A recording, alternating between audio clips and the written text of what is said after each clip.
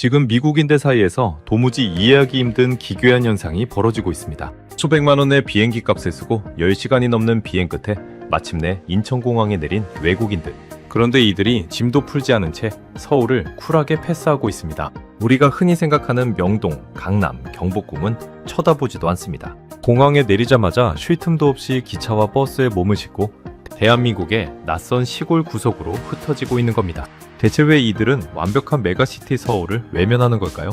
그들이 먼 타국 땅에서 눈물까지 흘리며 찾아 헤맨 진짜 한국의 정체는 무엇일까요? 외국인들이 서울 대신 미친 듯이 몰려가고 있는 숨겨진 핫플레이스. 그 충격적인 이유를 지금 바로 공개합니다. 시작 전 구독과 좋아요 한번 눌러주시면 영상 제작에 큰 힘이 됩니다. 감동이방 오늘의 이야기 시작하겠습니다. 모니터 화면에는 서울 대신 낯선 지면들이 반복됩니다. 미국의 한 여행 커뮤니티 게시판에는 같은 문장이 계속 올라옵니다. 서울은 패스한다는 문장입니다. 뉴욕의 늦은 밤. 이 문장을 보고 저의 손은 마우스에서 멈춥니다. 저는 제임스 하퍼입니다. 글로브 트래블 리뷰라는 여행 매거진에서 20년째 에디터로 일하고 있습니다. 매일같이 수백 건의 관광 통계를 마주하는 게 제 일이라 웬만한 숫자에는 무덤덤한 편입니다. 쉬는 관광지가 뜨고 유행이 지나가고 다시 다른 도시가 떠오르는 사이클을 수도 없이 지켜봤으니까요. 그런데 오늘 새벽만큼은 예외였습니다. 시작은 단순한 숫자 하나였습니다. 2026년 상반기 한국을 찾은 외국인 관광객이 872만 명을 기록했습니다. 작년 같은 기간보다 21%나 늘어난 수치입니다. 그것도 반년 만에 벌어진 변화입니다. 실제로 6월 셋째 주에 방한 외국인이 이미 1000만 명을 넘어섰습니다. 작년보다 한 달이나 빠른 속도로 도달한 숫자였습니다.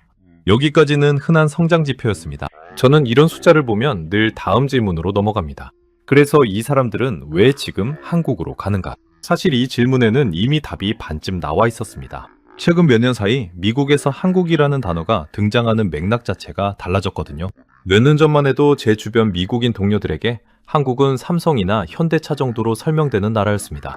지금은 다릅니다. 마트 계산대 앞에 김치가 진열돼 있고 편의점 냉장고 한 칸에 한국 라면이 차지합니다. 뷰티 매장에서는 한국산 스킨케어 제품이 별도 코너로 빠져 있고 10대 조카는 K-팝 아이돌의 컴백 일정을 저보다 더 정확히 꿰고 있습니다. 이건 특정 세대나 특정 집단의 취향이 아니라 이미 일상 속에 스며든 하나의 문화적 배경이 되어버렸다는 뜻입니다. 여러분, 이게 왜 중요한지 아세요? 사람들은 좋아하는 대상의 원산지를 궁금해합니다. 그 라면을 먹고, 그 화장품을 바르고, 그 음악을 듣던 사람이 결국 궁금해지는 건 이 모든 게 태어난 곳입니다. 지금 미국에서 벌어지는 일이 정확히 그렇습니다. 콘텐츠와 제품으로 먼저 소비하던 한국을 이제는 발로 직접 확인하고 싶어하는 단계로 넘어간 겁니다. 저는 습관적으로 검색 트렌드 데이터를 열었습니다. 미국인들이 한국 여행을 검색할 때 함께 입력하는 단어를 살펴보는 작업입니다. 절대적인 검색량으로는 미국이 압도적인 1위였습니다. 그런데 세부적으로 들여다보자 이상한 지점이 나왔습니다. 관심사의 60%가 음식이었습니다. 서울이 아니라 음식이었습니다. 관광지 이름은 한참 뒤로 밀려나 있었습니다. 보통 여행 데이터에서는 목적지 이름이 제일 먼저 뜹니다. 파리를 검색하면 에펠탑이 따라붙고 도쿄를 검색하면 시부야가 따라붙습니다. 그런데 한국은 달랐습니다. 사람들이 궁금해하는 건 장소가 아니라 그 장소에서 벌어질 경험이었습니다. 어디를 갈지보다 뭘 먹고 뭘 느낄지를 먼저 상상하고 있었던 겁니다. 저는 그 길로 미국 여행 커뮤니티 게시판을 뒤지기 시작했습니다. 한국 여행 후기가 쌓인 게시판마다 반복되는 서술이 눈에 띄었습니다. 서울은 하루면 충분하다는 말, 진짜는 다른 곳에 있다는 말이었습니다. 몇몇 사용자는 아예 노골적으로 조언을 남겨두었습니다. 인천에서 내리자마자 서울행 버스는 타지 말고 기차를 타고 다른 도시로 이동하라는 내용이었습니다. 댓글창에는 그 조언에 동의하는 답글이 수백 개씩 달려 있었습니다. 이상한 조언이었습니다. 세계적인 메가시티이자 완벽한 인프라를 갖춘 서울을 도착하자마자 지나치라는 조언은 20년간 관광 트렌드를 취재해온 저에게도 낯선 패턴이었습니다. 보통은 반대여야 정상입니다. 대도시에서 시작해서 지방으로 뻗어나가는 게 관광의 일반적인 동선이거든요. 그런데 지금 벌어지는 흐름은 그 순서를 통째로 건너뛰고 있었습니다. 저는 통계를 좀 더 파고들었습니다. 부산, 전주, 경주 같은 지명이 게시판 곳곳에서 반복적으로 언급되고 있었습니다. 서울 여행기보다 지방 여행기의 조회수가 더 높은 경우도 심심치 않게 보였습니다. 몇 년 전까지만 해도 외국인의 한국 여행 지도는 사실상 서울과 제주에 국한되어 있었습니다. 컨텐츠로 소비하던 한국이 여행지로 확장되고 이제 그 여행지가 서울 바깥으로까지 넓어지고 있는 겁니다. 저는 노트북을 닫았습니다. 데이터로 확인할 수 있는 건 여기까지였습니다. 숫자는 현상을 보여주지만 이유는 알려주지 않습니다. 왜 미국인들이 이렇게까지 한국에 빠져들었는지, 왜 서울조차 건너뛰면서까지 다른 곳을 찾아가는지 그 답을 찾으려면 직접 가보는 수밖에 없었습니다. 다음 날 아침 저는 홀린 듯 인천행 항공권을 결제했습니다. 인천공항에 내린 순간 저는 직감적으로 알아챘습니다. 이곳이 얼마나 잘 준비된 나라인지를요. 공항 자체가 이미 하나의 선원이었습니다. 출국장을 빠져나오자마자 안내 표지판이 한국어와 영어, 중국어, 일본어로 동시에 채워져 있었습니다. 소함을 찾는 곳에서 택시 승강장까지 어느 방향을 봐도 길을 잃을 틈이 없었습니다. 환전소 직원은 영어로 먼저 말을 걸었고 교통카드 자동 발급기 앞에는 영어 안내 화면이 기다리고 있었습니다. 세계 어느 공항과 비교해도 뒤지지 않을 완성도였습니다. 서울로 향하는 공항철도 안에서 저는 노트를 꺼냈습니다. 취재 여정의 첫 번째 목적지는 영동이었습니다. 미국 여행 커뮤니티에서 서울을 언급할 때 가장 먼저 등장하는 이름이었거든요. 열차는 조용하고 빠르게 달렸습니다. 좌석은 깔끔했고 실내 온도는 적당했으며 출발과 도착 시각은 초 단위로 정확했습니다. 뉴욕의 지하철을 떠올렸습니다.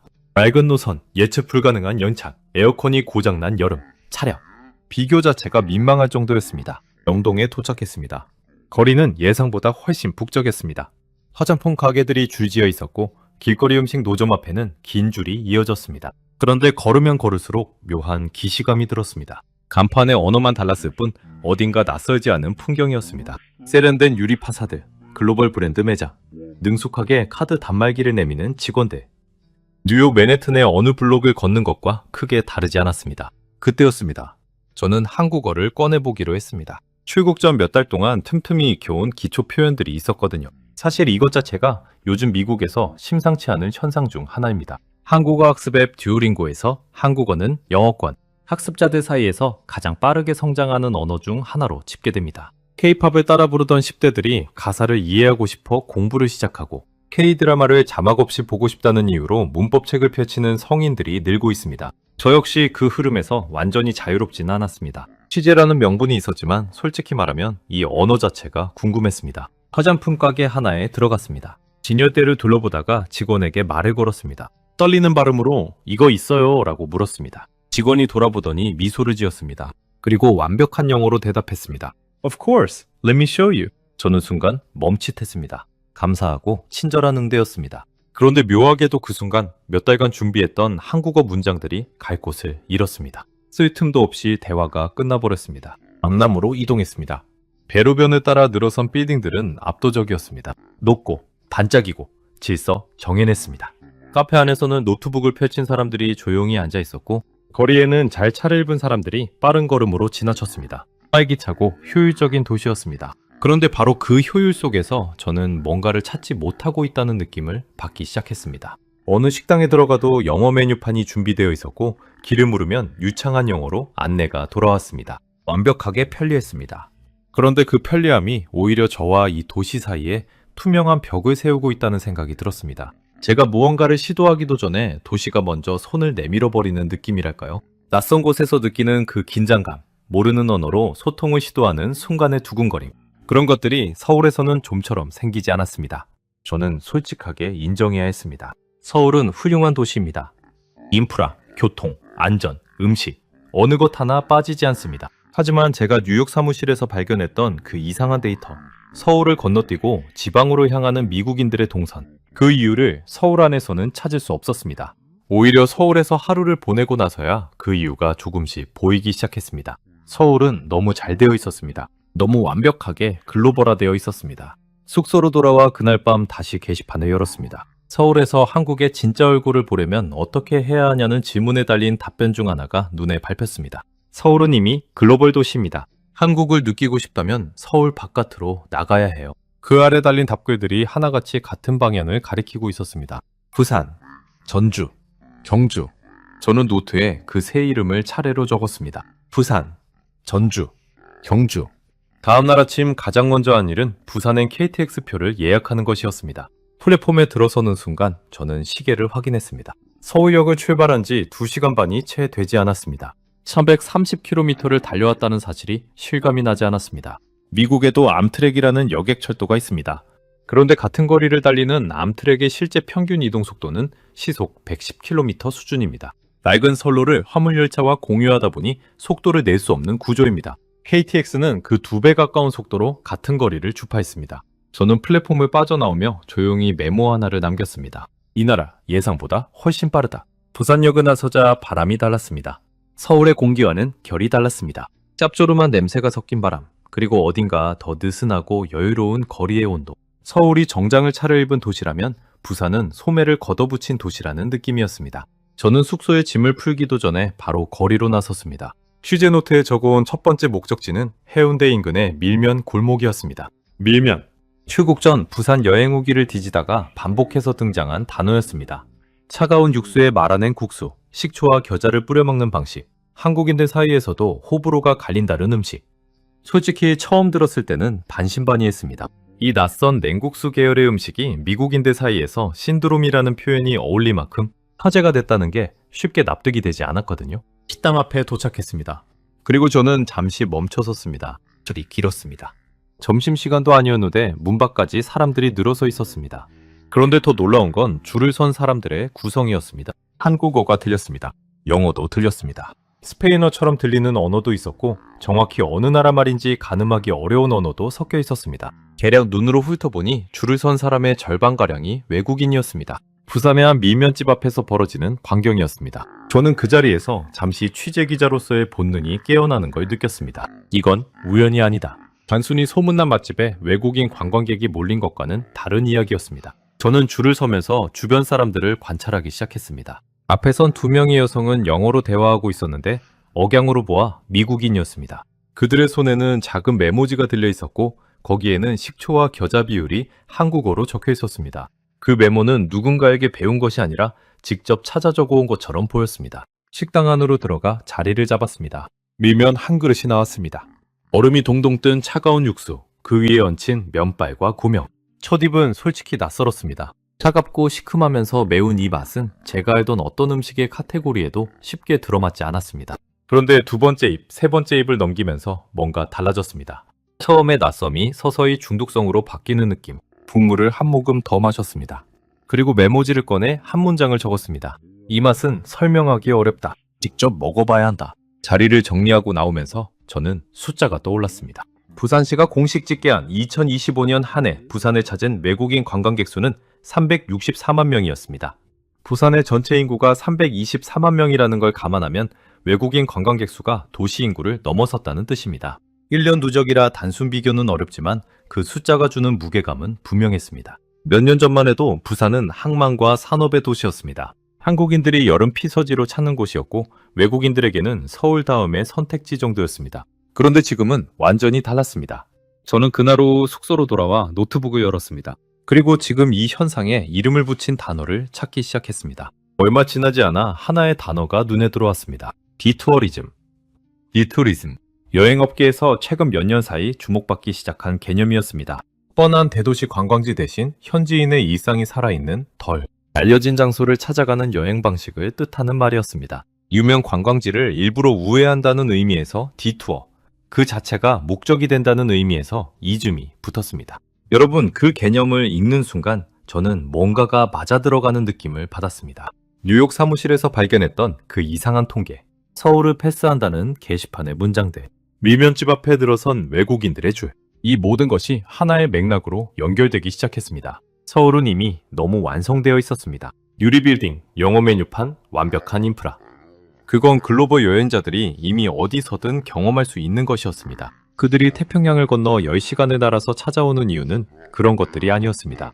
그들은 다른 무언가를 찾고 있었습니다. 그리고 그 무언가가 부산에 있었습니다. 밀면 한 그릇 안에, 외국인들로 절반 가득 찬 식당 안에, 그리고 아직 제가 발견하지 못한 어딘가에. 저는 다음 날 일정을 다시 짰습니다. 부산에서 하루를 더 머물기로 했습니다. 그날 밤 저는 호텔방에서 유튜브를 열었습니다.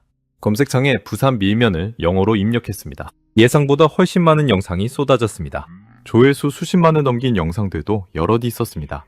미국인 푸드 크리에이터들이 밀면집 앞에서 긴 줄을 서고 첫 한 입을 먹는 순간의 표정을 클로즈업으로 담은 영상들이었습니다. 공통적인 장면이 있었습니다. 처음엔 낯설다는 표정, 그 다음엔 고개를 갸웃거리는 표정, 그리고 두 번째, 입을 넣는 순간 눈이 커지는 표정. 그 순서가 거의 모든 영상에서 반복됐습니다. 댓글창을 내려봤습니다.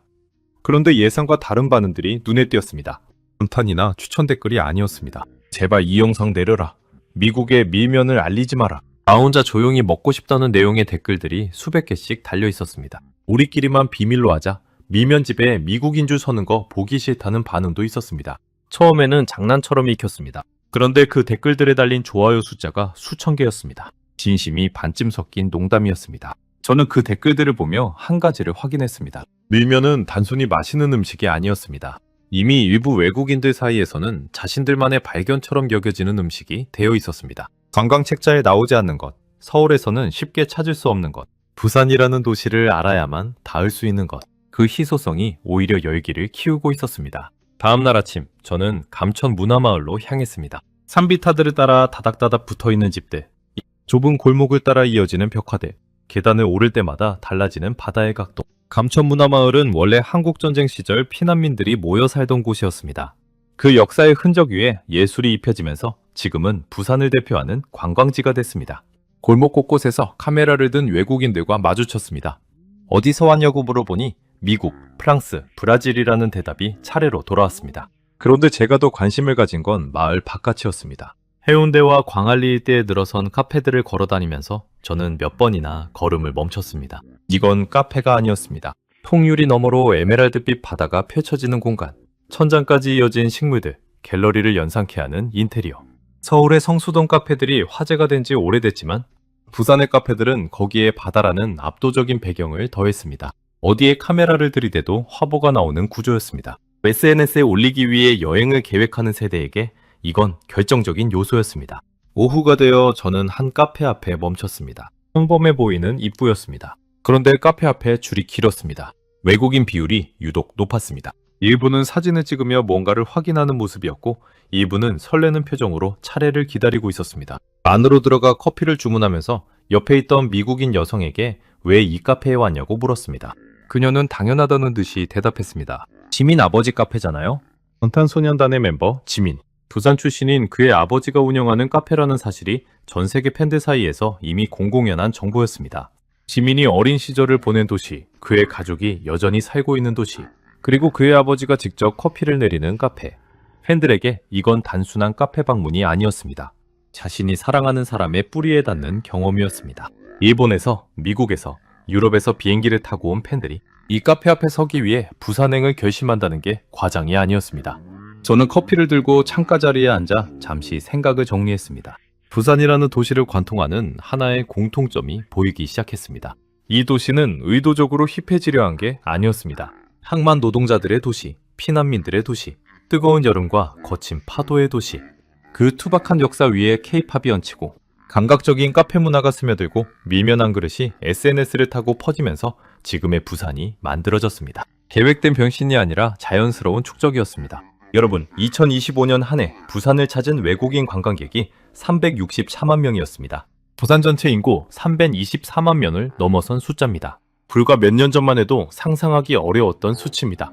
그런데 그 숫자가 말해주는 건 단순한 관광객 증가가 아니었습니다. 부산이라는 도시 자체가 새로운 무언가로 재정이 되고 있다는 신호였습니다. 밀면을 먹기 위해, 지민 아버지의 커피를 마시기 위해, 바다가 보이는 카페에서 사진을 찍기 위해 태평양을 건너오는 사람들이 생겨나고 있었습니다. 저는 다 마신 커피잔을 내려놓으며 노트에 한 줄을 적었습니다. 부산은 목적지가 됐다. 경유지가 아니라 부산에서 전주까지는 KTX로 1시간 남짓이었습니다. 짧은 이동이었지만 차창과 풍경은 확연히 달라졌습니다. 빌딩과 한관이 사라지고 낮은 산줄기와 논밭이 펼쳐졌습니다. 원주는 처음 접하는 이름이었습니다. 출국 전 리서치를 하면서 맛과 멋의 도시라는 표현을 여러 번 읽었는데 그때는 관광 홍보 문구쯤으로 흐려들었습니다. 그런데 역에서 내려 시내로 들어서는 순간 이 도시가 단순한 수식어로 설명될 곳이 아니라는 걸 직감했습니다. 골목이 좁았습니다. 한옥 지붕이 낮게 깔려 있었고 그 사이로 오래된 돌담이 이어졌습니다.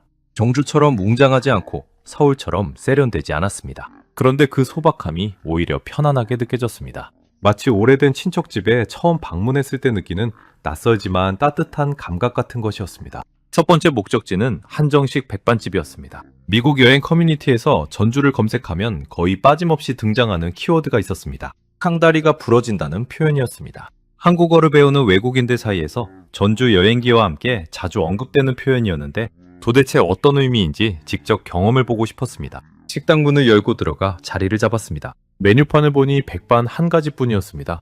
가격은 생각보다 저렴했습니다. 주문을 마치고 기다리는데 얼마 지나지 않아 종업원이 카트를 끌고 나타났습니다. 그리고 테이블 위에 접시를 내려놓기 시작했습니다.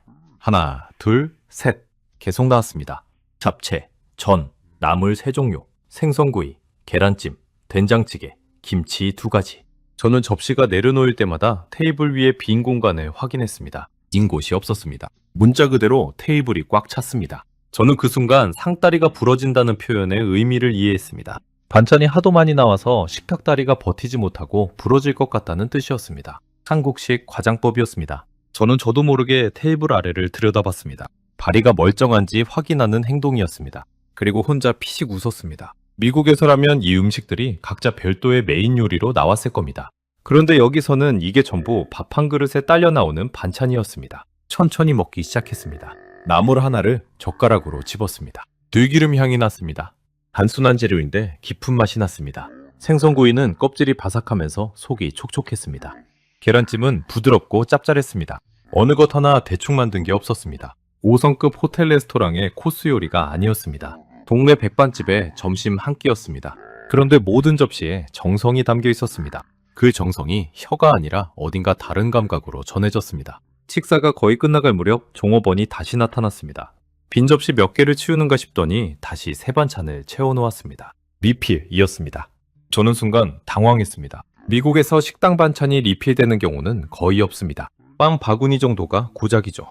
그런데 여기서는 당연하다는 듯이 빈 접시를 다시 채워줬습니다. 그때 자리를 정리하면서 종업원에게 물어봤습니다. 이렇게 많이 내오는 게 원래 이런 거냐고요? 돌아온 대답은 간단했습니다. 전라도는 원래 이래요. 짧은 한 문장이었지만 그 안에 담긴 무게가 남달랐습니다. 지역에 대한 자부심이었습니다. 설명도 과장도 없는 지역에 대한 자부심이었습니다. 식사를 마치고 나오면서 저는 이 백반 한 상이 미국인들에게 왜 그토록 화제가 되는지 조금 이해가 됐습니다. 미국의 식문화는 기본적으로 단순합니다. 각자 메인 요리 하나를 시키고 원하면 사이드 디시를 추가하는 방식입니다. 테이블에 여러 개의 접시가 동시에 올라오는 경우는 패밀리 레스토랑이나 공유 요리를 주문할 때 정도입니다. 그런데 전주의 백반집에서는 혼자 밥 한 그릇을 시켜도 테이블 전체가 채워집니다. 이건 단순히 양이 많다는 이야기가 아니었습니다. 음식을 대하는 태도 자체가 달랐습니다. 한 사람이 밥 한 끼를 먹는 행위에 이 정도의 정성을 쏟는다는 개념. 그 개념이 미국인들에게는 충격으로 다가오는 것이었습니다. 오후에는 전주 한옥마을을 걸었습니다. 좁은 골목을 따라 한옥들이 줄지어 있었고 그 사이사이에 소품샵과 카페들이 들어서 있었습니다. 한복을 빌려 입은 외국인 관광객들이 골목 곳곳에서 사진을 찍고 있었습니다. 한옥의 처마곡선, 마당으로 들어서는 낮은 문, 나무와 흙이 만들어내는 색감. 이 모든 것이 그들에게는 처음 보는 미학, 언어였습니다. 저녁이 되어 저는 다시 식당으로 들어갔습니다. 이번엔 묵은지 김치찌개를 주문했습니다. 부산에서 밀면을 먹은 것처럼 전주에서 반드시 먹어봐야 한다고 여러 후기에서 언급된 음식이었습니다. 묵은지, 몇 달에서 길게는 몇 년을 숙성시킨 묵은, 김치로 끓인 찌개라는 설명을 읽었을 때는 솔직히 조금 망설여졌습니다. 오래된 음식이라는 개념이 서양의 음식 문화에서는 대부분 부정적인 신호거든요. 뚝배기가 나왔습니다. 펄펄 끓는 채로였습니다. 굵고 진한 국물 위로 김이 피어올랐습니다. 첫 숟가락을 들었습니다. 그리고 잠시 멈췄습니다. 이 맛은 설명하기가 어렵습니다. 시큼했습니다. 그런데 불쾌한 신맛이 아니었습니다. 오래 익은 것만이 낼 수 있는 깊고 둥근 산미였습니다. 칼칼했습니다. 그런데 단순히 매운 게 아니었습니다. 김치가 오랫동안 숙성되면서 만들어낸 복잡한 감칠맛이 매운맛 뒤를 받치고 있었습니다. 두 번째 숟가락, 세 번째 숟가락, 멈추기가 어려웠습니다. 서양의 어떤 스튜나 스프와도 닮지 않은 맛이었습니다. 비슷한 카테고리의 음식을 단 하나도 떠올릴 수가 없었습니다. 저는 그때 한 외국인의 이야기가 떠올랐습니다. 전주에서 묵은지 김치찌개를 먹고 돌아간 뒤 팔뚝에 뚝배기 문신을 새겨 넣었다는 사람의 이야기였습니다. 처음 읽었을 때는 농담인 줄 알았습니다. 그런데 지금 이 뚝배기 앞에 앉아 있으니 그 사람의 마음이 전혀 이상하게 느껴지지 않았습니다. 음식 하나가 사람의 무언가를 바꿔놓을 수 있다는 것. 그 바뀐 무언가를 몸에 새기고 싶다는 충동. 과장처럼 들리지만 그게 가능한 음식이 실제로 존재한다는 걸 저는 전주에서 처음 믿게 됐습니다. 뚝배기를 다 비우고 나서 저는 노트를 꺼냈습니다. 전주에서 쓴 첫 번째 문장은 이것이었습니다. 이 도시는 입으로 여행하는 곳이다. 그리고 두 번째 문장을 적었습니다. 전라도의 손맛이라는 표현은 번역이 불가능하다. 직접 먹어봐야 한다. 전주에서 경주까지는 기차와 버스를 갈아타며 2시간 남짓 걸렸습니다. 차창 밖으로 풍경이 바뀌는 동안 저는 아무것도 적지 않았습니다. 부산에서 전주까지 저는 쉬지 않고 뭔가를 기록했습니다. 밀면의 맛, 감천문화마을의 골목, 백반집의 반찬수, 묵은지 김치찌개의 색감, 취재기자의 습관이었습니다. 그런데 경주로 향하는 차 안에서는 노트를 덮어두었습니다. 이유를 정확히 설명하기 어렵지만 이 도시만큼은 뭔가를 적기 전에 먼저 느껴야 할 것 같다는 생각이 들었습니다. 경주역에 내렸습니다. 그리고 저는 첫 번째 코너를 돌다가 멈췄습니다. 거대한 흙언덕이 보였습니다. 하나가 아니었습니다. 크고 작은 언덕들이 도시 한가운데 줄지어 솟아 있었습니다. 왕릉이었습니다. 신라 왕들이 잠들어 있는 고분들이었습니다. 수천 년 전에 만들어진 무덤이 아파트 단지 옆에, 편의점 맞은편에, 사람들이 오가는 길, 바로 옆에 그냥 서 있었습니다. 펜스도 특별한 경계도 없었습니다. 시민들이 그 주변을 산책하고 있었고 아이들이 그 앞 잔디밭에서 뛰어놀고 있었습니다. 저는 20년간 전 세계를 취재하면서 많은 유적지를 봐왔습니다. 로마의 콜로세움, 이집트의 피라미드, 캄보디아의 앙코르와트. 그것들은 모두 어딘가 격리된 느낌이 있었습니다. 관광지로 지정되고 울타리가 쳐지고 입장료를 내야 들어갈 수 있는 곳. 그런데 경주의 고분들은 달랐습니다. 이 도시는 유적을 전시하는 게 아니라 그냥 그 안에서 살고 있었습니다. 수천 년의 시간이 일상 속에 자연스럽게 녹아 있었습니다. 오후 늦게 황리단길로 향했습니다. 경주에서 요즘 가장 화제가 되는 골목이라고 들었습니다. 낮은 한옥 지붕들 사이로 감각적인 카페와 소품샵들이 들어서 있는 거리였습니다. 처음엔 서울의 익선동이나 북촌과 비슷한 곳이겠거니 했습니다. 그런데 황리단길은 달랐습니다. 익선동의 한옥들이 도심 속 섬처럼 느껴진다면 황리단길의 한옥들은 도시 전체의 맥락 안에 자연스럽게 놓여 있었습니다. 골목 끝을 바라보면 고분이 보였고 카페 창문 너머로 천년대 사찰의 지붕선이 걸렸습니다. 아메리카노 한 잔을 시켜놓고 창밖을 바라보면 현재와 과거가 같은 화면 안에 공존했습니다. 카페 안에서 옆 테이블의 대화가 들렸습니다. 영어였습니다. 미국인으로 보이는 두 사람이 창밖을 가리키며 이야기하고 있었습니다. 한 사람이 말했습니다. 우리 도시에는 이런 게 없잖아. 다른 사람이 고개를 끄덕이며 대답했습니다. 200년도 안 됐으니까. 짧은 대화였습니다. 그런데 그 안에 많은 것이 담겨 있었습니다. 미국이라는 나라의 역사와 한국이라는 나라의 역사 사이의 거리. 그 거리가 만들어내는 경외감. 그들이 황리단길 한켠 카페에 앉아있는 이유가 거기 있었습니다. 해가 지기 시작했습니다. 저는 동궁과 월지로 향했습니다. 신라시대 왕궁의 연못과 별궁터로 야경으로 유명한 곳이었습니다. 날이 어두워지면서 연못 주변에 조명이 켜지기 시작했습니다. 은은하고 따뜻한 빛이 수면 위로 반사됐습니다. 돌로 만들어진 거물터의 윤곽이 물 위에 그대로 비쳤습니다. 판타지 영화의 세트장이 따로 없었습니다. 그런데 이건 세트가 아니었습니다. 실제로 1000년 이상 전에 이 자리에 사람들이 살았고 그 흔적이 지금 제 눈앞에 있었습니다. 저는 그 자리에 꽤 오래 서 있었습니다. 노트를 꺼내야 한다는 생각이 들지 않았습니다. 취재기자로서 뭔가를 기록해야 한다는 의무감도 잠시 사라졌습니다. 그냥 보고 있었습니다.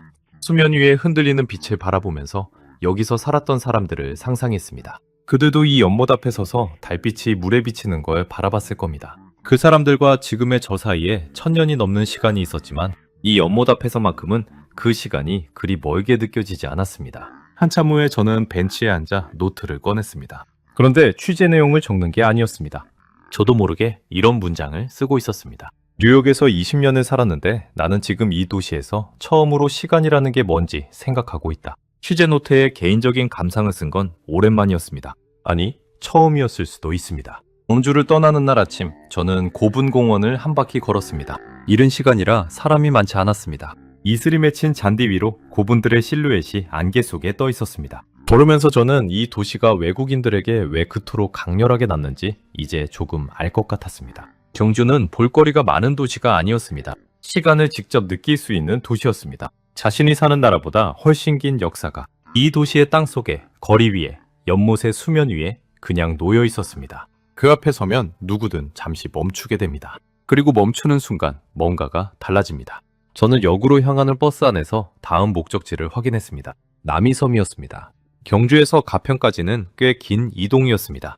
KTX를 갈아타고 수도권으로 올라오면서 저는 지난 며칠을 조용히 정리해봤습니다. 부산의 밀면, 전주의 백반, 경주의 야경. 각각 전혀 다른 도시였지만 공통점이 하나 있었습니다. 그 어디에서도 제가 예상했던 것보다 훨씬 많은 것을 받았다는 느낌이었습니다. 음식이든 풍경이든 감정이든. 가평역에 내린 건 오전 10시쯤이었습니다. 남이섬 선착장까지는 걸어서 20분 남짓 걸린다고 했습니다. 저는 택시 대신 걷기로 했습니다. 읍내는 조용했습니다. 오래된 미용실, 문방구, 철물점이 차례로 지나쳤습니다. 그러다 작은 슈퍼마켓 하나가 눈에 들어왔습니다. 가게 앞에 파란 플라스틱 의자가 놓여 있었고 파라솔 아래 음료 냉장고가 서 있었습니다. 생수 한 병을 들고 계산대로 갔습니다. 할머니 한 분이 앉아 계셨습니다. 저는 그동안 갈고 닦은 한국어를 꺼냈습니다. 얼마예요?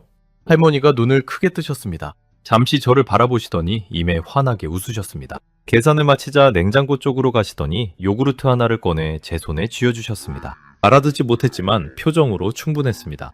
그냥 가져가라는 뜻이었습니다. 가게를 나와 파란 의자에 잠시 앉았습니다. 말은 거의 통하지 않았습니다. 그런데 뭔가가 전해졌습니다. 설명도 이유도 없이 그냥 주는 것. 낯선 외국인에게 이런 행동이 자연스럽게 나오는 나라였습니다. 선착장으로 걸어가면서 서울에 있는 한국인 동료 기자에게 전화를 걸었습니다. 지금 남이섬 가는 길이라고 하자 동료가 잠깐 웃더니 말했습니다. 거기요? 요즘 한국 사람들은 잘 안 가요. 무슨 뜻이냐고 되물었습니다. 남이섬은 이제 거의 외국인만 가는 곳이에요. 수학여행 때나 가던 데라는 인식이 있거든요. 저는 걸음을 멈췄습니다. 자국민이 익숙함에 밀려 지나치는 곳을 외국인들이 가등 배우고 있다는 이야기였습니다. 그 아이러니가 직접 확인하고 싶어졌습니다. 선착장에 도착했습니다. 동료의 말이 맞았습니다. 배 앞에 줄이 서 있었는데 한국어가 거의 들리지 않았습니다. 영어, 일본어, 동남아시아 언어로 들리는 대화들이 사방에서 섞여 들렸습니다. 장을 건너는 시간은 채 5분이 되지 않았습니다. 그런데 그 짧은 이동이 주는 감각이 특별했습니다. 일상의 공간을 떠나 물을 건너 섬으로 들어간다는 행위 자체가 무언가의 경계를 넘는 느낌이었습니다. 배에서 내려 섬 안으로 들어서는 순간 바깥의 소음이 사라졌습니다. 키 큰 나무들이 하늘을 덮었고 그 아래로 산책로가 조용히 이어졌습니다. 사람들의 발걸음이 저절로 느려졌습니다. 때는 가을이었습니다. 메타세코야 나무들이 양옆으로 줄지어 터널을 만들었고 그 사이로 가을 햇살이 비스듬히 내려왔습니다. 발밑으로 낙엽이 깔려 있었고 밟을 때마다 바스락거리는 소리가 났습니다. 은근 쪽으로 내려가니 강물이 햇빛을 받아 반짝였고 맞은편으로 산의 실루엣이 잔잔하게 펼쳐졌습니다. 여기가 외국인들을 사로잡는 이유가 보였습니다. 남이섬은 단순히 풍경이 좋은 섬이 아니었습니다. 계절마다 전혀 다른 얼굴을 보여주는 곳이었습니다. 봄이면 벚꽃이 섬 전체를 덮고 여름이면 짙은 녹음이 하늘을 가리고 가을이면 지금 제 눈앞처럼 단풍과 낙엽이 길을 물들이고 겨울이면 눈이 쌓여 드라마 속 한 장면처럼 변합니다. 어느 계절에 와도 실망이 없는 곳. SNS에 올리기 위해 여행을 계획하는 세대에게 이건 결정적인 이유가 됩니다. 섬 안을 한 바퀴 돌면서 저는 주변을 관찰했습니다. 벤치에 앉아 강물을 바라보는 커플, 나무 사이에서 사진을 찍는 가족, 혼자 이어폰을 끼고 산책로를 걷는 여행자. 들리는 언어가 모두 달랐습니다. 그런데 표정은 모두 비슷했습니다. 잠시 내려놓은 표정이었습니다. 도시의 속도에서 벗어나 이 섬의 리듬에 몸을 맡긴 표정이었습니다. 저는 강변 벤치에 앉아 아까 받은 요구르트를 꺼내 마셨습니다. 세련되게 관리된 섬이었습니다. 안내 표지판도 정갈했고 시설도 깔끔했습니다. 그런데 정작 한국인들은 잘 오지 않는다고 했습니다. 너무 익숙해진 것들은 특별함을 잃습니다. 매일 보는 풍경은 어느 순간 배경이 되고 늘 곁에 있는 것들은 보이지 않게 됩니다. 그런데 처음 보는 눈은 다릅니다. 익숙함의 필터가 없으니까요. 돌아가는 배에 올랐습니다. 섬이 서서히 멀어졌습니다. 가을 햇살이 강물 위에 부서지고 있었습니다. 저는 그 풍경을 카메라에 담는 대신 그냥 눈으로만 봤습니다. 그리고 노트에 짧게 한 줄을 적었습니다. 한국인들이 무심히 지나치는 것들이 외국인들에게는 평생 기억에 남는 장면이 된다. 이번 취재의 결론이 보이기 시작했습니다. 뉴욕으로 돌아오는 비행기 안에서 저는 잠을 자지 못했습니다. 10시간이 넘는 비행 내내 창밖의 어둠을 바라보며 지난 2주일을 되짚었습니다. 부산의 밀면집 앞에 늘어선 줄, 전주 백반집 테이블을 가득 채운 반찬들, 경주 월지의 수면 위에 흔들리던 빛, 가평 슈퍼마켓 할머니가 건네준 요구르트, 그리고 남이섬 선착장에서 들렸던 수많은 나라의 언어들, 장면들이 차례로 스쳐 지나갔습니다. 저는 노트를 꺼냈습니다. 뉴욕 사무실을 떠나기 전에 적어뒀던 질문이 첫 페이지에 있었습니다. 왜 미국인들은 서울을 건너뛰고 지방으로 향하는가? 이제 그 질문에 답을 쓸 수 있었습니다. 뉴욕으로 돌아온 다음 날 아침, 저는 사무실 의자에 앉아 노트북을 열었습니다. 기사의 첫 문장을 쓰는 일은 늘 가장 오래 걸리는 작업입니다. 그런데 이번만큼은 달랐습니다. 첫 문장이 먼저 왔습니다. 그들은 더 세련된 곳을 찾아 한국으로 가는 게 아니었다. 기사를 써 내려가면서 저는 이번 취재에서 마주쳤던 것들을 하나씩 꺼냈습니다. 부산의 364만 외국인 관광객, 전주 백반집에 끝없이 리필되는 반찬, 경주 황리단길에서 들었던 짧은 대화. 우리 도시에는 이런 게 없잖아. 가평 슈퍼마켓, 할머니의 요구르트. 남이섬 선착장에서 한국어보다 다른 언어가 더 많이 들렸던 풍경. 이 모든 장면들이 하나의 맥락으로 이어졌습니다. 디투어리즘. 뻔한 관광지를 우회해 현지의 진짜 일상으로 파고드는 여행 방식. 그 관점에서 보면 서울은 이미 너무 완성된 도시였습니다. 유리빌딩, 영어 메뉴판, 어디서나 통하는 완벽한 인프라. 그건 글로벌 여행자들이 자기 나라에서도 이미 경험하는 것들이었습니다. 그들이 태평양을 건너 10시간을 날아온 이유는 그런 것들이 아니었습니다. 그들이 찾던 건 불편함이었습니다. 정확히는 약간의 불편함 속에서만 느낄 수 있는 것들이었습니다. 말이 잘 통하지 않아도 따뜻하게 대하는 사람. 메뉴를 하나 시켰을 뿐인데 테이블이 가득 차는 식당. 수천 년의 역사가 일상 속에 자연스럽게 녹아있는 거리. 세련되지 않아도 정성이 느껴지는 것들. 투박하지만 사람 냄새가 나는 것들. 기사를 쓰면서 저는 자꾸 가평 슈퍼마켓 할머니가 생각났습니다. 말이 통하지 않아도 요구르트를 건네던 그 행동. 그게 데이터로 잡히지 않는다는 게 문제였습니다. 관광객 수, 카드 지출액, 체류 기간. 이런 숫자들은 현상을 보여주지만 이유를 설명하지 못합니다. 사람들이 왜 한국의 지방 도시들에 열광하는지, 왜 남이섬 선착장에 전 세계에서 사람들이 모이는지 그 답은 숫자 바깥에 있었습니다. 한국어에 정이라는 단어가 있습니다. 저는 기사 안에 이 단어를 영어로 번역하지 않기로 했습니다. 번역이 안 되기 때문이 아니라 번역하는 순간 그 감각이 사라지기 때문이었습니다. 독자들이 직접 한국에 가서 경험해야만 알 수 있는 것. 그것을 알게 되는 순간 한국은 그냥 여행지가 아닌 다른 무언가가 됩니다. 기사의 마지막 단락을 쓰면서 저는 동화 한 편이 떠올랐습니다. 파랑새를 찾아 먼 길을 떠난 아이들이 결국 파랑새는 집에 있었다는 것을 깨닫는 이야기. 한국인들에게 이 취재의 결론이 조금 그런 이야기처럼 들릴 수도 있겠다는 생각이 들었습니다. 외국인들이 열광하는 것들이 한국인들에게는 너무 익숙해서 보이지 않는 것들이었습니다. 허름한 동네 슈퍼마켓, 끝없이 리필되는 반찬, 도시 한가운데 서 있는 수천 년 된 고분. 한국인들이 무심히 지나치는 것들이 외국인들의 눈에는 세상 어디에도 없는 특별한 것으로 보이고 있었습니다. 기사를 탈구한 건 저녁 늦게였습니다. 저는 저장 버튼을 누르고 잠시 의자에 등을 기댔습니다. 20년간 수많은 나라를 취재했습니다. 그런데 이번 취재만큼 돌아오는 길이 아쉬웠던 적은 없었습니다. 무언가를 더 경험하지 못했다는 아쉬움이 아니었습니다. 이미 충분히 많은 것을 받았는데 그것이 가슴 한쪽에 아직 따뜻하게 남아있다는 아쉬움이었습니다. 기사 제목을 입력했습니다. 서울을 지나쳐라. 그리고 전송 버튼을 눌렀습니다. 이튿날 아침 동료 한 명이 사무실로 들어오면서 말했습니다. 제임스, 기사 봤어? 나도 한국 가봐야겠다. 저는 웃으며 대답했습니다. 가봐. 단, 서울에서 기차를 타. 여러분, 오늘의 이야기는 여기까지입니다. 우리가 매일 무심히 지나치는 것들이 지금 이 순간에도 태평양을 건너온 누군가에게는 평생 잊지 못할 장면이 되고 있습니다. 우리가 대한민국에 살고 있다는 것. 어쩌면 그게 이미 대단한 일인지도 모릅니다. 여러분은 우리나라의 어떤 모습이 가장 자랑스러우신가요? 댓글로 알려주세요. 지금까지 감동이방이었습니다. 긴 영상 끝까지 시청해주셔서 감사합니다. 오늘도 건강한 하루 보내세요.